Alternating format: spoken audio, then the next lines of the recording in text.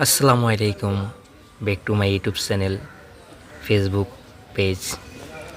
আর সবাই কেমন আছো? আশা করি সবাই ভালো আছো। তো আজকে রাত্রে বেরোলাম ব্রেকফাস্ট বানাবো বলে, লাইভ ছিল। তো রাত্রে 3টা থেকে গাড়িতে উঠলাম, যেতেই আছি।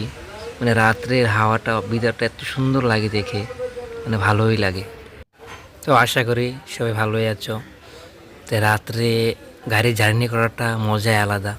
মানে যারা নাকি রাত্রে জার্নি করেছো গাড়ি দিয়ে, ওরা মানে বুঝতে পারবে যে রাত্রে জার্নিটা কত একটা দারুণ আর কত একটা মনে আনন্দ লাগে।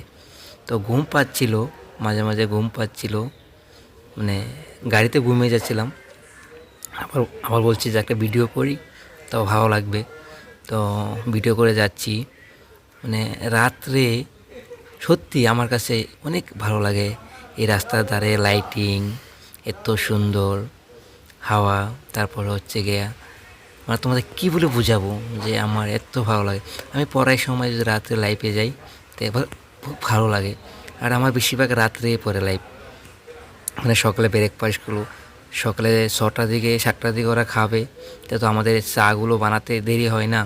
এর কারণে আমাকে রাত্রে 3টা 2টার দিকে উঠে যেতে হয়। তো আজকে মানে 3টার দিকে যাচ্ছি, সেখানে পৌঁছতে তোমার 4টা বাজবে। বাস এসে জায়গা পেলাম, পেলে ফটাফট করে বাট্টাকা বসিয়ে দিলাম। মিল্কগুলো কেটে কেটে বাট্টাকাতে ফুল করে দিলাম। মানে মিল্ক কাটতেই আছি, 200 প্যাকেট মিল্ক, ভাই কেমন করে ভরাবে বলো, একা কাটছি। তো ভিডিওটা অনেক লম্বা হয়ে গেছে, তাই আমি অল্প স্পিড করে দিলাম, তোমার দেখার সুবিধা হবে। মিলগুলো কাটা হয়ে গেল, এখন ফায়ার করে দিলাম। মানে এত বেশি ফায়ার রাখা যাবে না, একদম মিডিয়াম ফায়ার রেখে নাড়াতে হবে। যদি তোলে লেগে যায় তো তখন আবার চা খেয়ে মজা হবে না। আর শেষ চা যদি একবার তোলে লেগে যায় আর যদি পুড়ে যায় তো সেই চা তো গন্ধ করবে না।